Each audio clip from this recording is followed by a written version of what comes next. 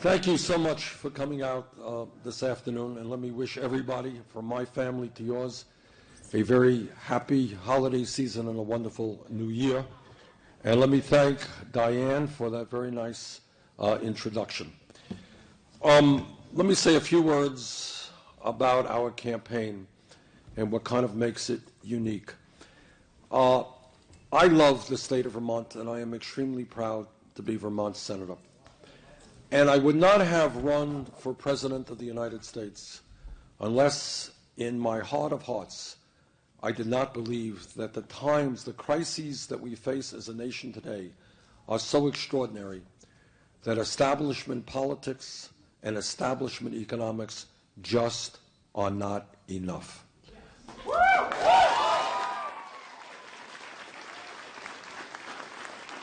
So I'm not here to criticize other candidates, but I'm here to say that given the reality of the United States and the world today, given the incredible power that rests in the hands of a few, it is absolutely essential, not only for us, but for our children and our parents, to fight for a political revolution.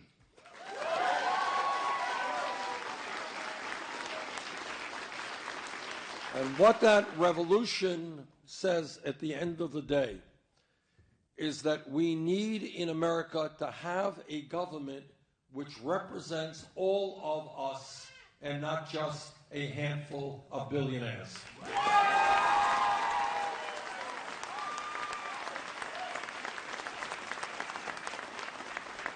And what I say wherever I go around this country is that no president, not Bernie Sanders or anybody else, can do it alone.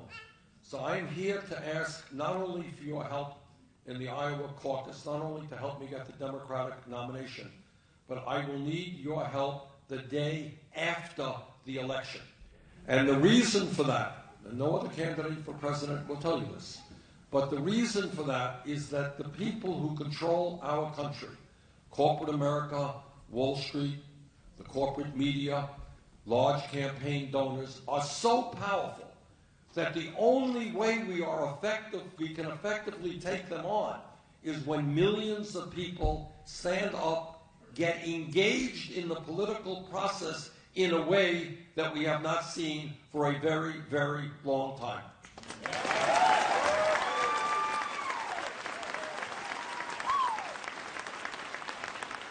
So what this campaign is about, very honestly, is obviously I'm here to ask for your support.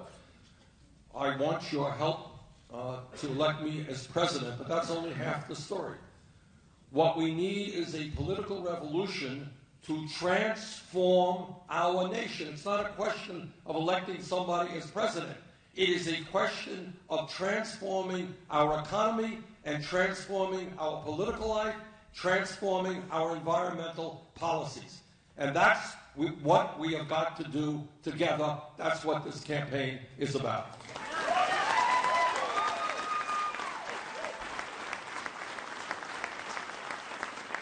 When I began this campaign about 8 months ago, the truth is that many of the pundits out there looked at us and said, well, you're a nice guy, you comb your hair very nicely. You look just like a president, but you're really a fringe candidate, and we're not going to take you very seriously.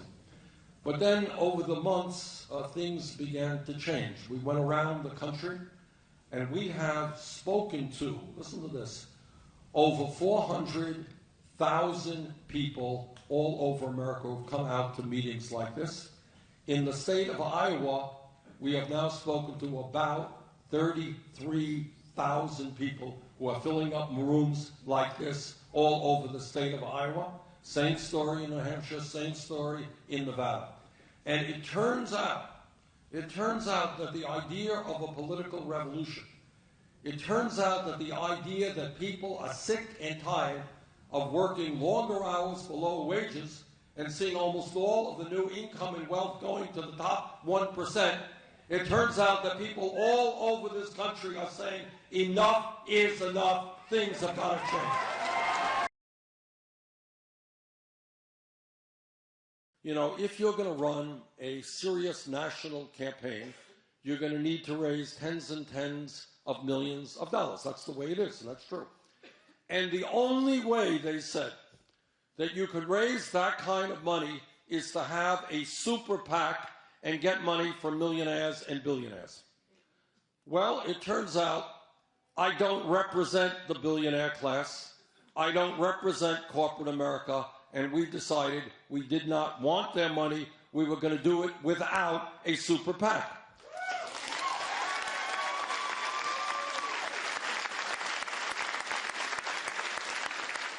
Now, here's the story. Right now, and I am the only candidate running for the Democratic nomination who does not have a super PAC.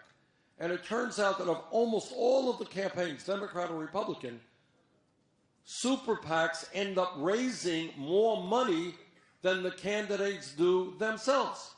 So millionaires and billionaires have more influence over a campaign than do the candidate himself or herself. But here is some really good news that I would not in a million years have thought that I could tell you 8 months ago. We never dreamed that it could happen. We said, okay, we're not going to have a super PAC, but we do have to raise tens of millions of dollars to be effective. How are we going to do it? Well, we're going to reach out to the working families of this country and the middle class. And over 8 months, over a period of 8 months, this is what happened. We have received 2.3 million individual contributions, more individual contributions than any campaign in the history of the United States of America.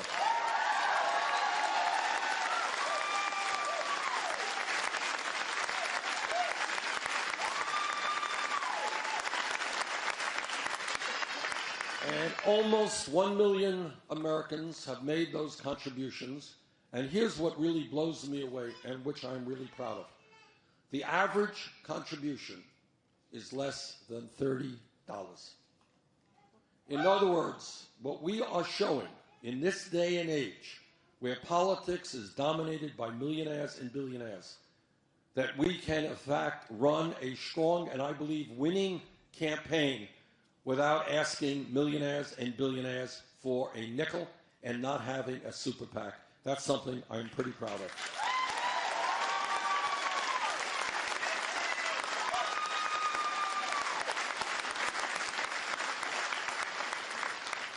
And the way we are going to win here in Iowa and in New Hampshire and in Nevada is that we have put together a really, really wonderful and very strong group of volunteers, people who are making phone calls, people who are knocking on doors. I have always believed throughout my political life that, yeah, TV ads are fine, and we have them, we got radio ads. But at the end of the day, the most effective way to make change is for people to talk to other people, to sit down and discuss the serious issues, and to inform them what we stand for. The other thing that I'm excited about in this campaign is we have received a lot of folks coming up to us and saying, you know what, Bernie, what I like about your campaign is that you are treating us as if we were intelligent human beings. And that's a real compliment. In other words, you know, we don't have a marching band here. We don't have a PowerPoint presentation. Here I am. It's me.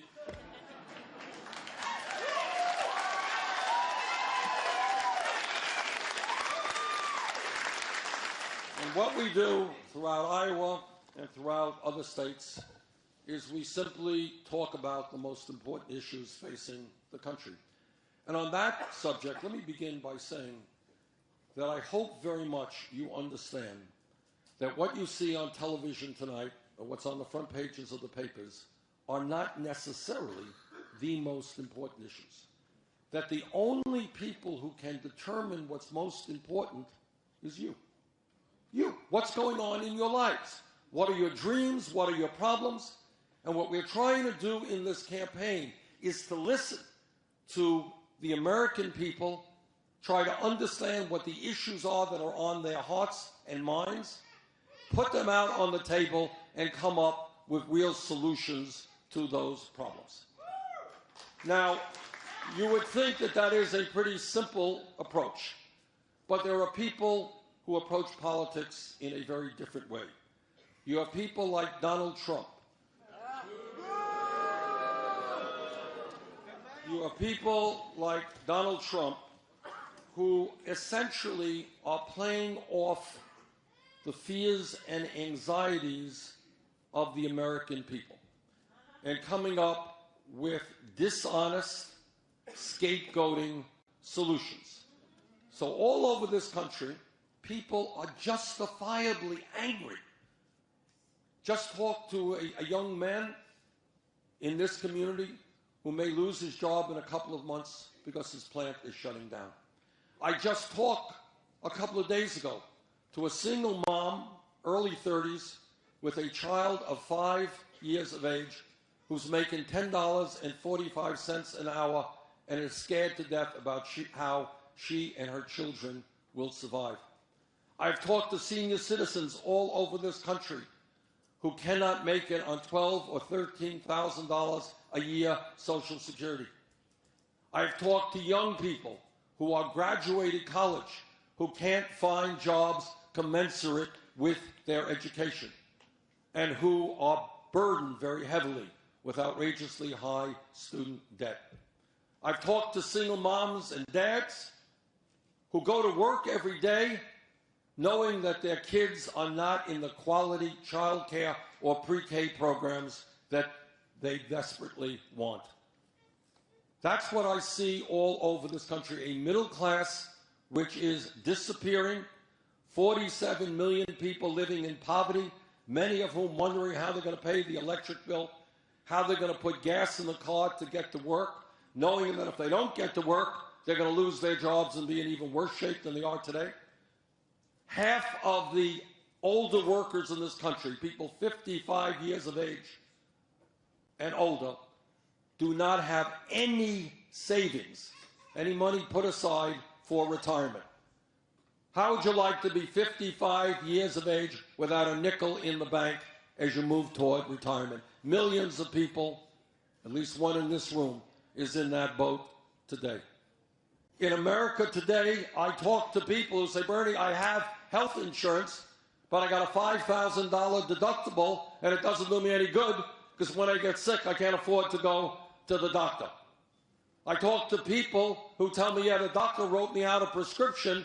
I can't afford to fill it because the price of prescription drugs are off the wall while the pharmaceutical industry makes billions of dollars in profit. Those are the real issues that we have got to focus on.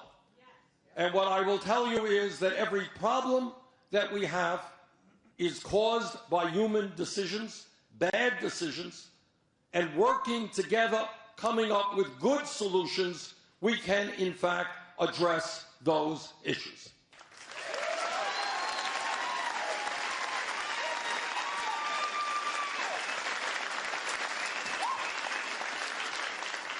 So what I want to do, and I'm going to do it as briefly as I can, but I'm notoriously long-winded, so that's the way it goes.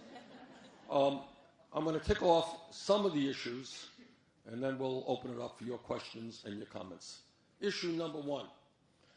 You are living in an economy today and in a country which has more wealth and income inequality than at any time since 1928, and more income and wealth inequality than virtually any major country on earth. All right, let me bore you for a moment with a few facts. I want you to hear this. Today in America, the top 0.1% owns almost as much wealth as the bottom 90%. I'm not talking about 1%. I'm talking about 0.1% owns almost as much wealth as the bottom 90%.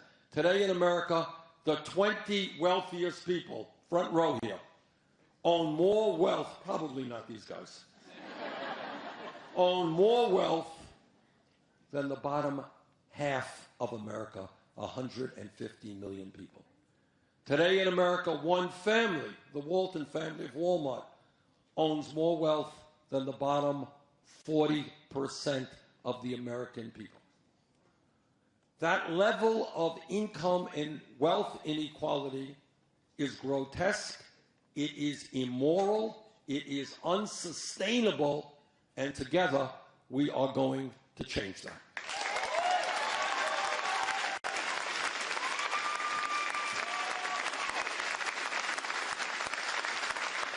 But it's not just wealth inequality, it's income inequality. How many people here know?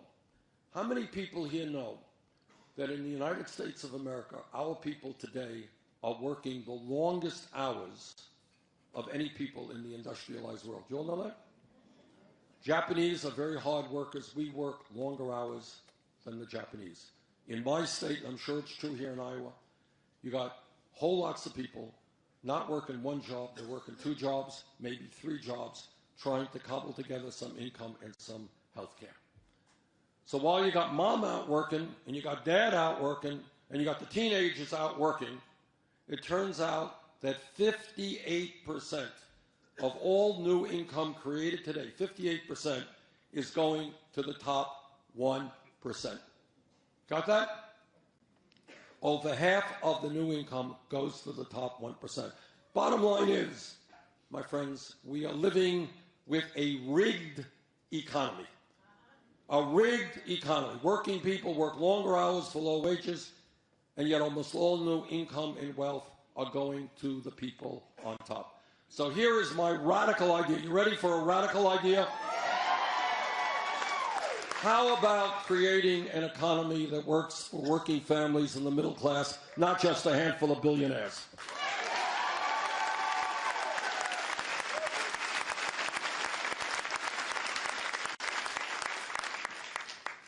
And when we talk about the economy, it's important to understand that real unemployment in this country is not 5%.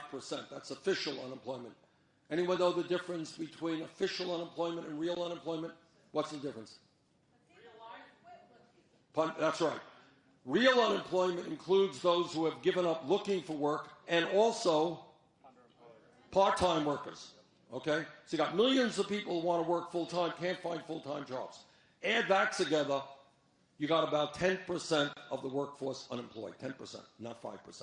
And then on top of that, we have a real disaster in this country that nobody talks about youth unemployment. I asked some economists recently to do a study for me and tell me what the level of youth unemployment is for young people between 17 and 20 who graduated high school, didn't drop out. Who wants to guess what the answer is? Unemployment, underemployment, high school graduates, 17 to 20. What do you guess?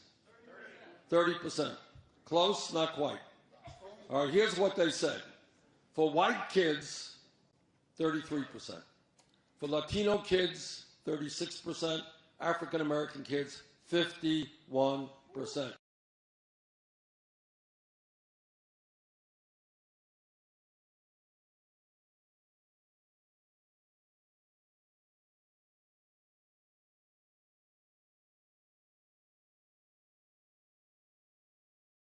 Investing in education and jobs for our kids rather than incarceration and jail.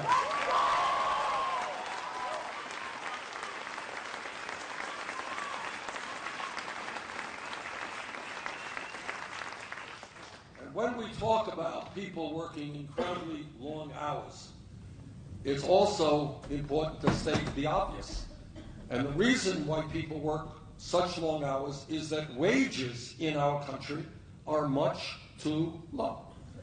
Now, you can take out your calculator and you can do the arithmetic as well as I can, but if you multiply $7.25 an hour, which is the federal minimum wage, by 40 hours a week, by 52 weeks in a year, you know what? You have not enough money for an individual, let alone a family, to survive on. Can't survive, all right? So what do? Well, here's another one. Throw out all these radical ideas. All right, you ready for the third radical idea? This looks like a radical audience. Okay. What about developing public policy which says that if somebody in America works 40 hours a week, they should not be living in poverty? How's that?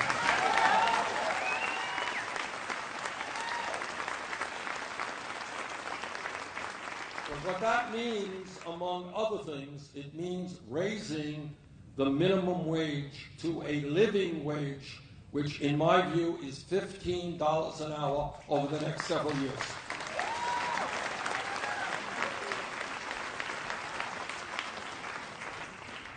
And here's another idea which is not so radical. And that is that I hope that all of the men in this room, when we talk about equitable wages, will stand with the women in the fight for pay equity for women workers.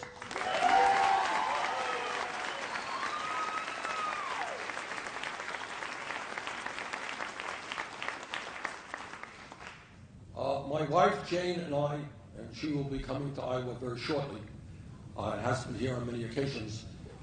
We've been married 27 years. We have 4 kids and 7 beautiful grandchildren. And we believe very, very much in family values.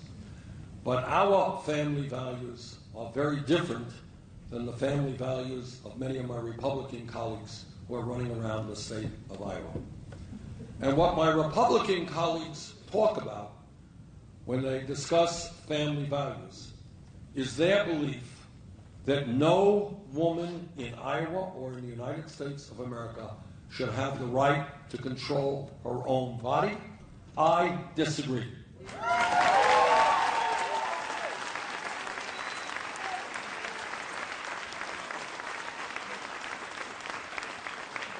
You know, I find it very ironic that many of my conservative colleagues, they go around telling us how terrible and awful the government is. They hate the government.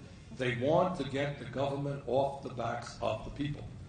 But when it comes to some of the most personal and difficult decisions a woman has to make, they suddenly love the government and want the government to make that decision. That's wrong.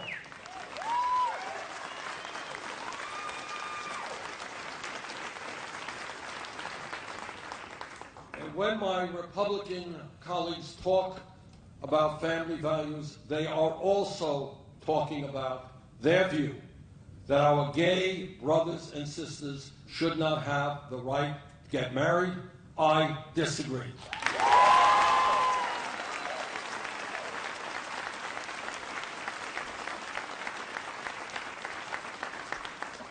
When I talk about family values, I talk about, among other things, ending the international embarrassment of the United States of America being the only major country on earth that does not guarantee paid family and medical leave.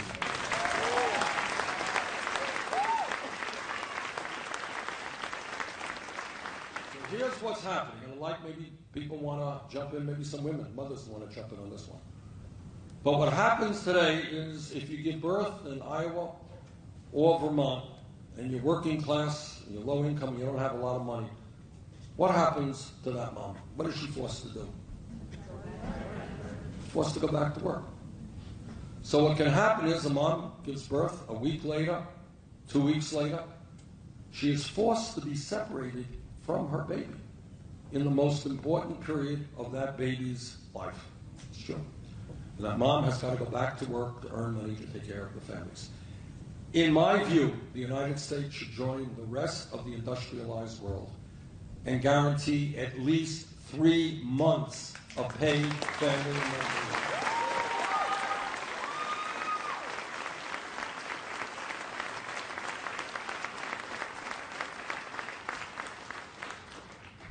Now, when we talk about the economy, and when pollsters call you up and they say, you know, what is uppermost on your mind? Most of the time, what people say is jobs and the economy. Jobs and the economy. Why is that? And the answer is that most people understand how fragile, how volatile the economy is today. So today, if you're a 55-year-old worker and you go into work, you are worried that your boss is going to come over to you and say, Joe, thanks for working for us for 30 years, but we no longer need you, and we can hire somebody at half your age for half your wages. Right? And if you are a college graduate, you went to school, you maybe came out of school deeply in debt, it is awfully hard to find a job that is commensurate with your education. And if you are a high school kid, it may be hard to find any job at any wages. That's why people are concerned about jobs in the economy. And that's why I believe that we need a massive federal jobs program to put our people back to work.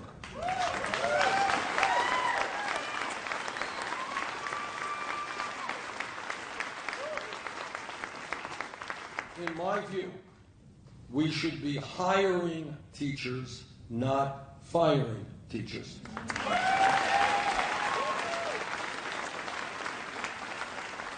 In my view, we need hundreds of thousands, if not millions, of people who are going to be well-trained and well-compensated to work with the little kids in pre-K and childcare, so we have the best pre-K system in the world.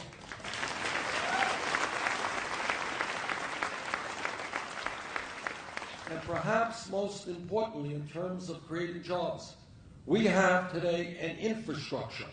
That means roads, bridges, water systems, wastewater plants, rail, airports, levees, dams, broadband, which needs massive, massive improvement. Massive improvement. And that's why if we invest $1 trillion over a 5-year period in our infrastructure, to make it more productive, more efficient, and safer, we can create 13 million decent-paying jobs, and that's what I intend to do.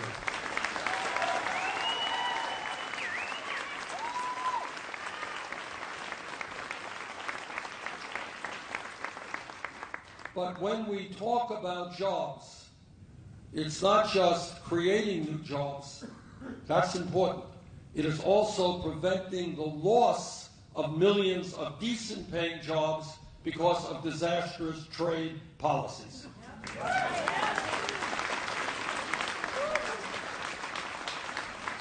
Now, trade is not a sexy issue, and media does not pay a lot of attention to it. It's almost scandalous how little discussion takes place in media about trade. But here's the reality.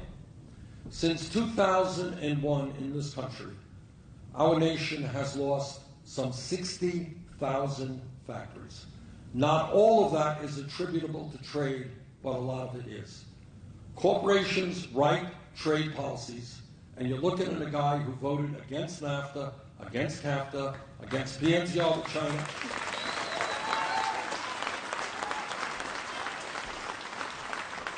And it's helping to lead the effort against the Trans-Pacific Partnership.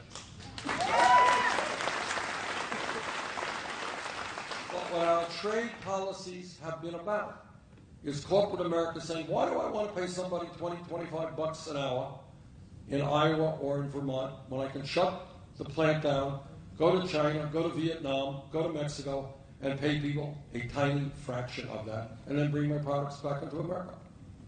That's what they wanted to do, and that's what they have done, and the result of that is we have lost millions of decent paying jobs. So my message to corporate America is, if you want us to buy your products, and every night on TV they're selling you their products, if you want us to buy your products, the time is long overdue for you to start manufacturing those products back here in the United States, not in China.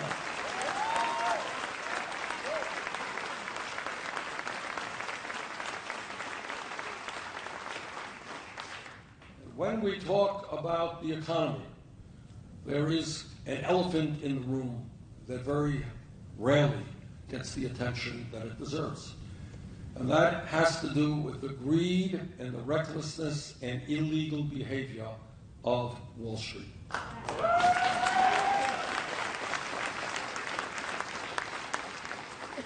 when I was in the House, I was on the banking committee. So I saw firsthand the effort that Wall Street made in order to get deregulated. They spent, if you can believe this, and this is true, over a 10-year period, they spent $5 billion on lobbying and campaign contributions to get deregulated. And they had Democrats, and they got Republicans, they got everything. The vast majority of the people signed off on the deregulation. Not me. I fought it as hard as I could. But ago, they got deregulated. And then they were given the freedom to do anything they wanted to do. Well, it turns out that the business model of Wall Street is fraud, and given the freedom to exercise fraud in a big time, that is exactly what they did, and the result is they drove this country into the worst economic downturn since the Great Depression. Millions of people lost their jobs, lost their homes, lost their life savings. Now, where are we today? Well, it turns out that 3 out of the 4 largest financial institutions today have more assets, are larger than they were when we bailed them out because they were too big to fail. Bigger today than they were when we bailed them out because they were too big to fail. The major 6 banks in this country issue 2/3 of the credit cards and 1/3 of the mortgages. In my view, if a bank is too big to fail, it's too big to exist. We should break them up.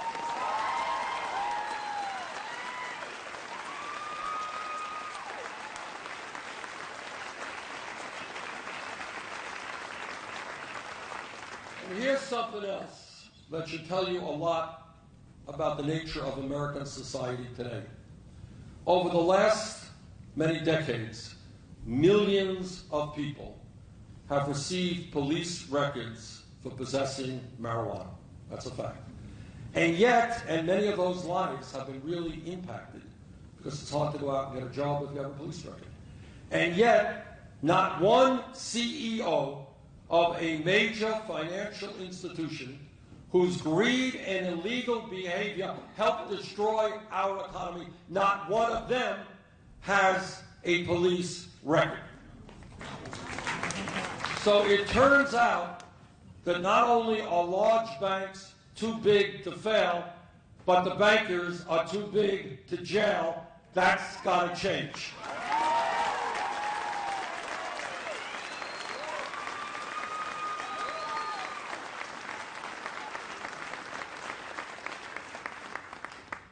I am often asked about which issue is the most important issue, and that's an impossible answer to give because all of these issues are enormously important. But there is one issue which has huge consequence because it impacts every other issue, and that is that over 5 years ago, in a disastrous 5-4 Supreme Court decision on Citizens United, what the Supreme Court said to the wealthiest people in this country, what they said is, okay, guys, you already own much of the economy, you control most of the wealth in America, we're now going to give you the freedom to buy the United States government. And that is precisely what they're doing right now.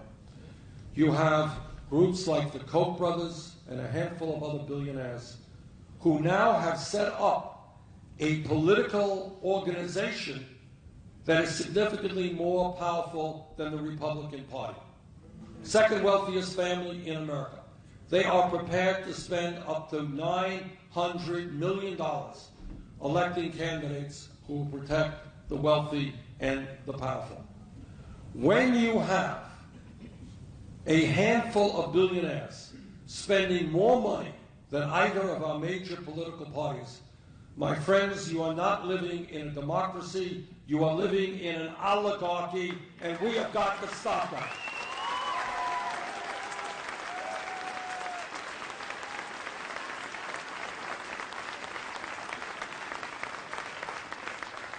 I come from a state where we have town meetings every March, and people assemble just like we're here today.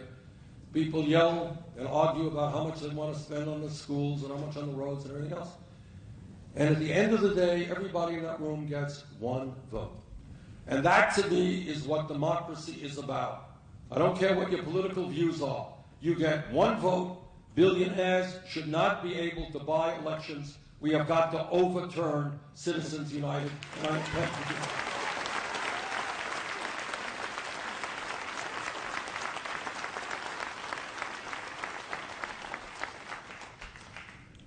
And when we talk about where we are as a nation, everybody in this room knows, for us to be effective, to us to have a strong economy, to us to have decent paying jobs, we must have the best educated workforce in the world. And therefore, it is beyond my comprehension, really quite crazy, that in America today, in Iowa, in Vermont, all over this country, you got hundreds of thousands of young people who have the ability, who have the desire to go to college, but can't go to college for one reason, and that is their families lack the money. And that is why I believe, and have introduced legislation to make happen, that every public college and university in this country should be tuition free.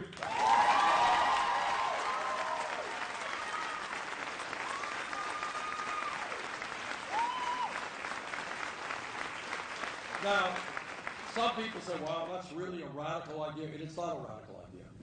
As you know, many countries around the world already do it. In fact, there are a number of American students who go to Germany, and Germany allows American students to get a free college education. But more importantly, this is why it is important, and why it goes beyond even the issue of affordability. Today in Iowa, and in my state, all across this country, there are kids who, like my family, never had a whole lot of money. We never had any money. My mom went to high school. My dad dropped out of high school from Poland.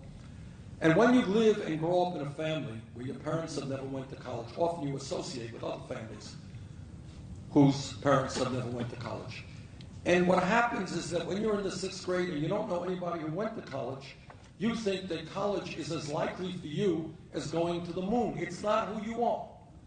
If we make public colleges and universities tuition-free, the word goes out to every parent, every teacher, and every child in this country that regardless of the income of your family, if you study hard, if you take school seriously, if you have the ability, you will be able to get a higher education no matter what the income of your family.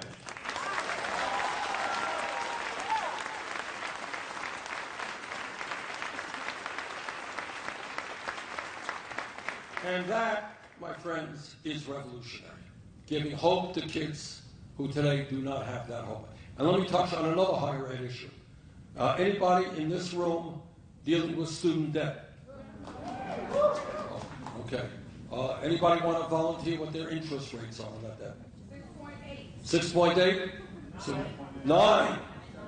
I always feel like a Vermont auctioneer here. All right. What do I hear? I hear 9. Anybody higher than 9? 9's pretty high. Anybody higher? Okay. What you have in this country now are literally millions of people struggling with large amounts of student debt. We bumped into a guy in Nevada the other day. I guess he's in his mid-50s. And he said, you know, Bernie, I've been paying off my student debt, he said, for 25 years. And I'm more in debt today than I was when I took it out because of interest rates. And he's worried, literally, that when he gets into Social Security, they're going to garnish his Social Security money in order to pay back his student debt. So this is pretty crazy business. So what we are proposing is that people who have high interest rates should be able to refinance their student debt at the lowest interest rates that you can find. And if you can refinance your home today at 2, 3, 4%, you can get interest rates a lot lower than 9%. Save you a whole lot of money.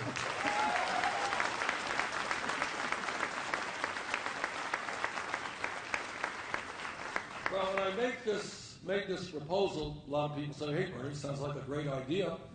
You're really like Santa Claus here, you're giving away all this stuff. A nice guy, how are you going to pay for it? And I will tell you how we're going to pay for it. We're going to pay for it through a tax on Wall Street speculation.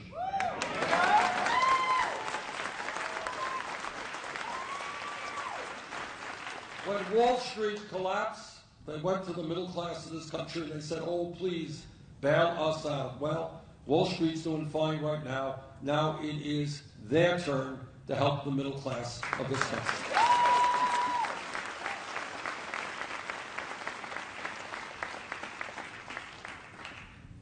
And when we talk about our responsibilities as human beings, as adults, as parents, as grandparents, there is nothing more important, in my view, than that we leave this planet, our only planet, in a way that is healthy and habitable for our children and our grandchildren.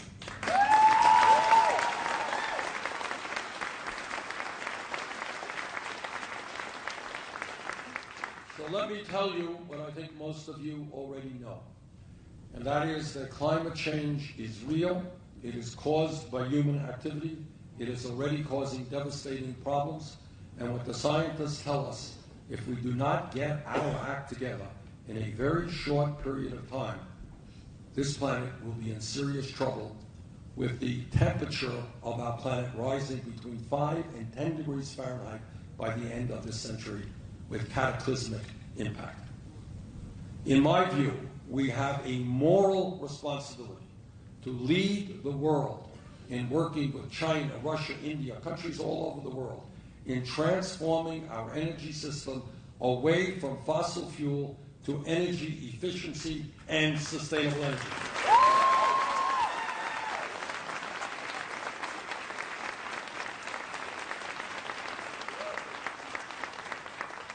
In that regard, let me congratulate all of you and the people of Iowa for being one of the leading states in this country in moving us towards sustainable energy in terms of wind and biofuels. Thank you for everything.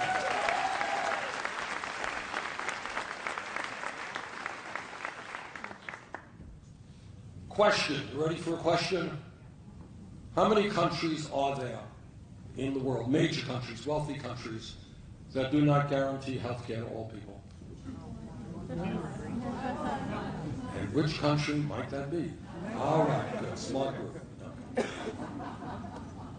I'm on the committee that helped to write the Affordable Care Act. That committee for a while was chaired by your former Senator Tom Harkin, and I worked closely with Tom. The Affordable Care Act has done some very good things, providing health insurance to 17 million people who otherwise would not have had it. It has done away with the obscenity of the so-called pre-existing conditions. You all remember that? All right, we finished that. That's gone. But, having said that, today in America, we have 29 million people who have zero health insurance, and even worse, we have millions more who are underinsured with high deductibles and high copayments. Okay, anybody here have high deductibles? Okay, who wants to be brave enough to give me an example of a high deductible? 2,000. How much? 2,000. 2? 8? $8,000 deductible. All right. Do I hear higher? 8's pretty high. What do you got? $12,000 deductible? Okay. So what does that mean in the real world? What it means is, God forbid, you get run over by a bus, your insurance policy will kick in. But it also means that unless you have a lot of money in your pocket, you may hesitate to go to the doctor when you should go to the doctor because of that deductible. In my view, when you have a situation where 29 million people have zero health insurance, when even more have huge deductibles and co-payments, when we pay the highest prices in the world for prescription drugs, and when we end up paying significantly more per capita on health care than do the people of any other nation, maybe we should learn a lesson and do what every other major country does, and that is to guarantee health care to all as a right and move toward a Medicare for all single-payer program.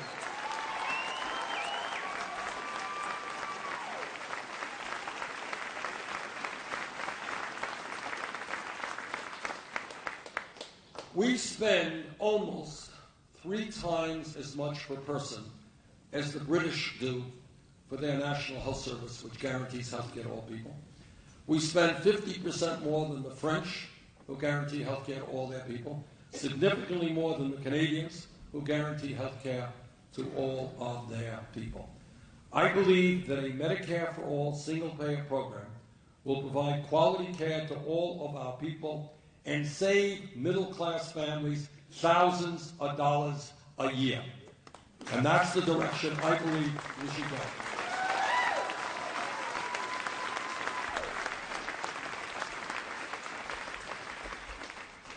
Before we open up for questions, and there's so much, I look forward to your questions.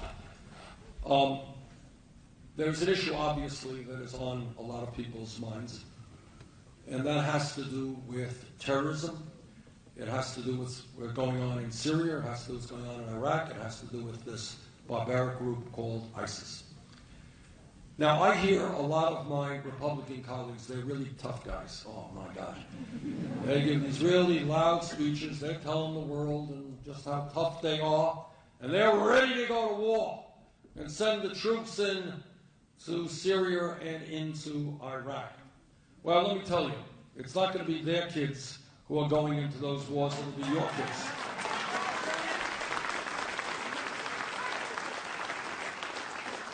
I think that when we talk about how we destroy ISIS, we have got to be not just tough, we've got to be smart.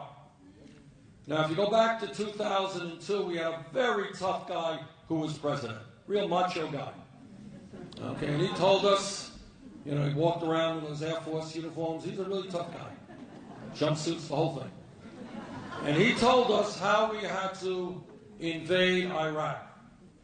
If you go to my website or you go to YouTube, and I urge you to do it, check out what I said on the floor of the House about the war in Iraq and what my fears were. That gives me absolutely no pride, no joy, to tell you that many of the fears that I had about the destabilization that would occur, the kind of turmoil that would occur, the cost of that war, turned out to be true. So the issue is not being tough, the issue is being smart. What should we do? How do we deal with ISIS? Well, this is what I think. I think for a start, we have got to learn the lesson of Iraq that the United States of America and our young men and women cannot and should not be asked to do it alone. We need an international coalition, a coalition consisting of the major powers on earth, U.S., the UK, France, Germany, and Russia, and equally important, and more important, as part of that coalition, in terms of boots on the ground, we need the Muslim countries.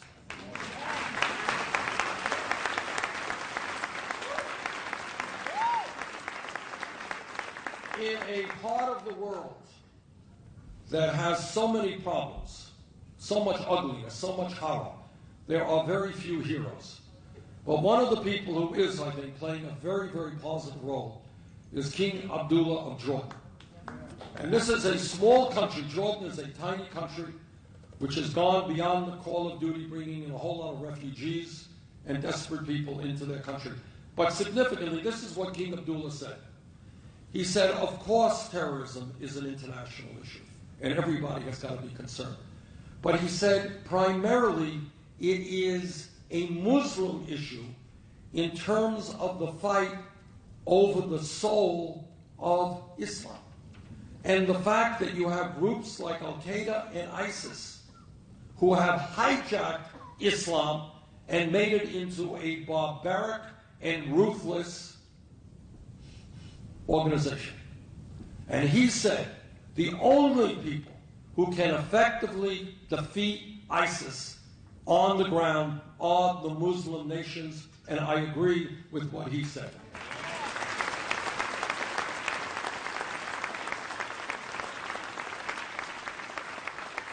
So in my view, what the coalition should be about is the United States, UK, Russia, giving support, air support, training in other ways, providing help to the Muslim troops on the ground. And here's some good news at a time when we have not heard a lot of good news. You may have read recently that, in fact, the Iraqi army, which historically has not been a very effective army, has actually got its act together with American air support and recaptured Ramadi in a major victory. And in fact, over the last year, ISIS has lost 40% of the territory that it controlled in Iraq. So maybe, with our training, with our air support, with the help of other major powers, with Muslim troops on the ground, with a well-coordinated effort. That is the way, in my view, to destroy ISIS. And what we should not be doing, and what I feel very strongly about, and will do everything in my power to prevent, is seeing our young men and women in the military getting involved in perpetual warfare in the quagmire of the Middle East.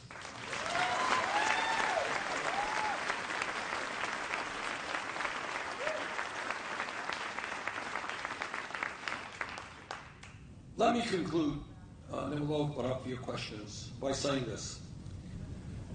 This is the wealthiest country in the history of the world, but most people don't know it because almost all of the wealth and income goes to the top 1%.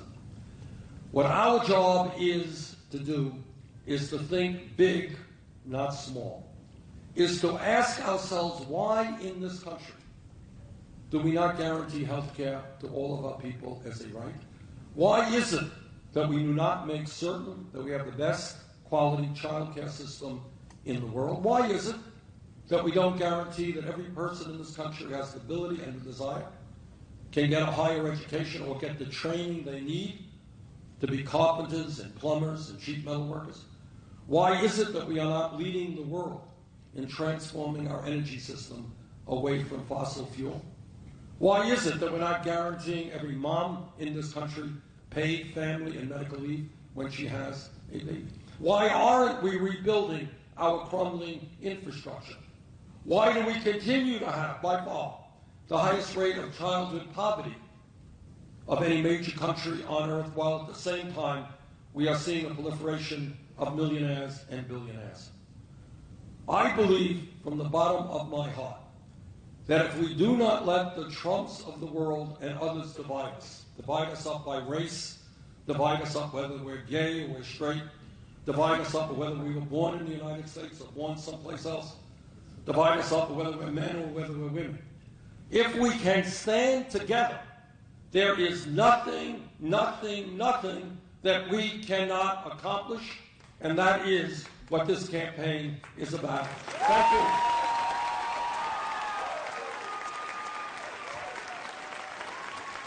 Do we have? How many do we have? 2? 3. Where's the third? All right, we got it. Okay. I asked you. Well, I have a loud voice. Oh, hey, no. I asked you last time how you would reach the people that were not kind of in your camp already. Just to reiterate his message, talk about this guy. Talk to people that don't know Bernie. Talk about him. Secondly, here's my question. Why are you losing to Hillary? Why do you personally think, and how can you change that? With the media, I know. First of all, we started this campaign at about 3% in the polls. We started this campaign with probably 80% of the people of Iowa not knowing who Bernie Sanders is, let alone what he stands for. So in the last 8 months, we have come a very, very long way running against a woman who is probably one of the best known people in this country and in the world. So where are we today? After 8 months, well, latest polls had us a little bit ahead in New Hampshire. Woo! All right! Latest polls had us behind in Iowa, but in a position to make up the difference. Yeah. But honestly, just look at the turnout here. And we're seeing this turnout all over this state. I honestly believe that if we can convert, and what the job is, and let me ask you, all of you who are here today prepared to come to the caucus? Yeah. All right. I mean, it's great to come to a meeting and talk, but it's important to convert, the ideas into votes. But if we can bring together people around this state who agree with what we are talking about, I absolutely believe we can win here in Iowa. I think we can win in New Hampshire. I just came back from Nevada. We are making up a lot of ground there. I think we can win in Nevada. And if we win in those states, you know what? We are on a path toward victory in pulling off one of the great political upsets in the history of the United States.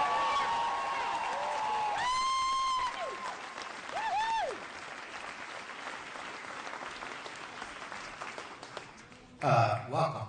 My name is Chuck Betts. I'm a member of the Executive Council for the Iowa State AARP. Of course, one of our focus issues is Social Security.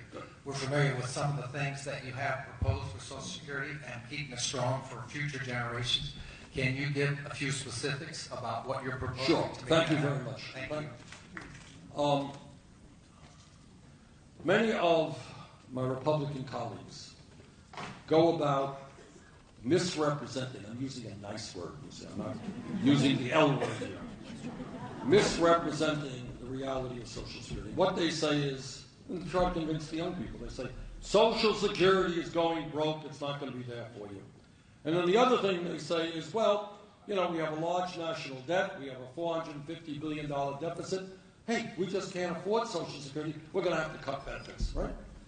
Well, in both cases, they're misrepresenting reality. Mm-hmm. Number one, Social Security is not going broke. Social Security has $2.7 trillion in the trust fund, can pay out every benefit owed to every eligible American for the next 19 years. Number two, Social Security doesn't add a nickel to the deficit because, as all of you know, it is paid for through the payroll tax, an independent source of money. Having said that, what I believe is that when we have, in this country, millions of elderly people and people with disabilities and disabled vets who are trying to get by on $12,000 or $13,000 a year Social Security, it is not good enough to do what I have done, is help lead the fight against Social Security cuts. You know what we have to do? We have to expand Social Security benefits because people can't make it on $12,000 a year.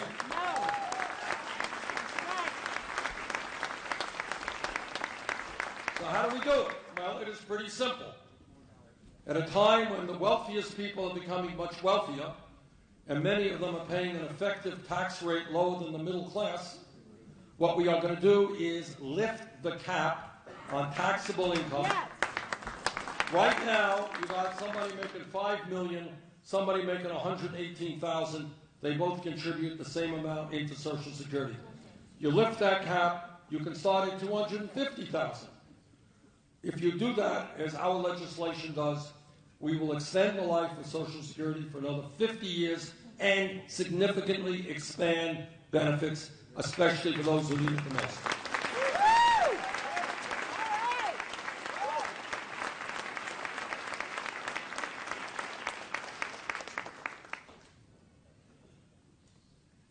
I just had a question about the paid women leave. Yep. I know a lot of times, say, like, you know, the mom passes during childbirth. What about the dads? Would they also get paid leave to bond with the child, even if the mom doesn't pass too? I mean, I think it would be fair for both the women and for the man, mom and dad, to have paid medical leave. You're absolutely right, and that is what this legislation does. And again, you're all over the world. All over the world, not just wealthy countries, poor countries understand the importance of mom and dad being able to spend time with a newborn baby. But thank you very much for your addition, and that is part of the legislation, and you're right. Okay. Well, let's go, sir. Yeah, is this on? Yeah, okay. We've made a mistake of staying with fossil fuels too long, but we've also been feeding animals antibiotics and all this kind of stuff. We've got a big problem there. Talk about that a little bit. Yes. I come from a small state. Our major agricultural business is dairy. We have about 1,000 dairy farms. And what we have been fighting for is to preserve family-based agriculture for a start in this country rather than moving to factory farming.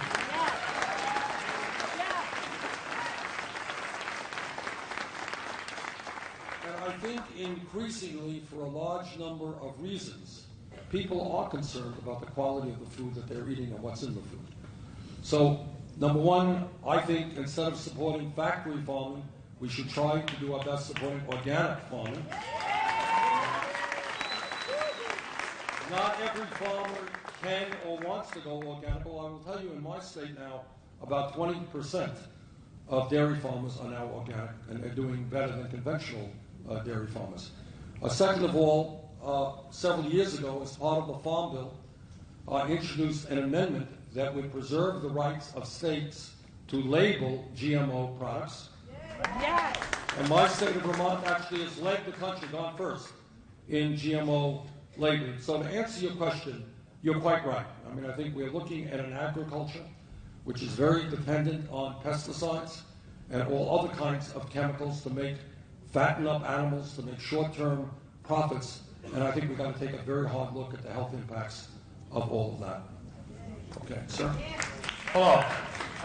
I'm in the building trades. I'm a union carpenter, and like 6 months ago, we had a big layoff where they got rid of a lot of the unions at the job site I work at, which is okay. Well, not okay, but what they ended up bringing in were people that are working off of work visas that are from Mexico, Latin America, and lots of people from Iowa, because I'm from Iowa, are sitting at home and not working because of that. All right, so what happened is the companies went out to the lowest bidder, right? And the lowest bidder, what the companies are paying the lowest wages. Is that it? Okay. Well, I think we have to do, and I'll tell you what we have tried to do in Washington a little bit with some success. Lowest bid should not simply be excluding how companies treat workers. In other words, to say, yeah, I got the lowest bid, but I'm paying $7.25 an hour, and I'm not providing health care, and our working conditions are terrible, and I came in with the lowest bid. I think we have got to, and it's complicated stuff, but we have to establish standards. Let me give you an example of what we did, not in construction. Turns out that the federal government contracts out with many, many companies to do all kinds of things, whether it's in a federal building you're going in and somebody is selling coffee and donuts, they have a contract with the federal government. Whether they're making military uniforms, they have a contract with the federal government. And in relation to your question, what we said is, you know what? We don't want those companies who offer the lowest bid necessarily to get the contract. We want to make sure that they're paying people a living wage. And what we said is that living wage should, not living wage, but at least have $10.50 an hour. So right now, we managed to get the president to pass an executive order that says that any contractor who gets a contract with the federal government has got to pay at least $10.50 an hour. We're trying to up that to $15 an hour. What's my point? My point is that we should not just go to the lowest bidder if that lowest bidder is paying horrendously low wages. Then you're working on a race to the bottom. You follow what I'm saying? So I believe we should have standards that include how employers are treating their workers in terms of wages and benefits, so that good employers who are providing decent wages and health care can also win bids. Okay?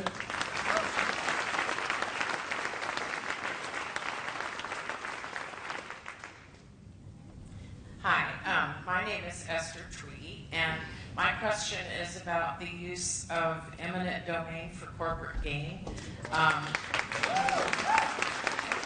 The Tweedy family is, in particular my brother, is one of very few families in Lee County who has not been, you can tell I feel very strongly about this, has not been intimidated or bullied by a corporate billionaire in Texas into signing off our land so they can put a crude oil pipeline through my father's legacy of timber that was planted 50 years ago. And my brother will not sign, but they want to use eminent domain. And first I'm concerned about the pipeline because it's going to go under the Mississippi River. It has the potential to ruin the water supply for everybody in this town and south. And it has the potential of using eminent domain to take private property, not to be of benefit to islands, but to improve a Texas billionaire's income. And I just don't understand how this can even be happening. The Iowa Utility Board is studying the matter now, but it will be decided in the next 4 to 6 weeks, I believe. And there's a lot of frustration and feelings of powerlessness, and what more can we do to fight this? Let me answer in several ways. I mean, this is obviously...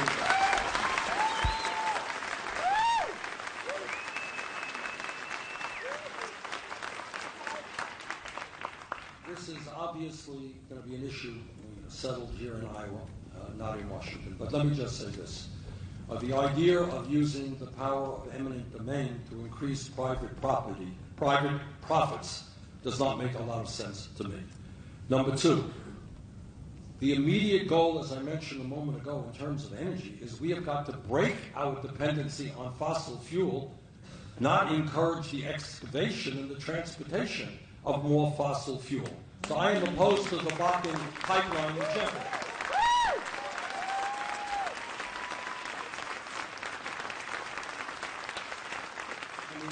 Above and beyond the very important issue you raise about taking property, private property, for corporate profits, it is my view that that is a very expensive proposition. We should be investing in sustainable energy, investing in energy efficiency, not investing in more dependence on fossil fuel.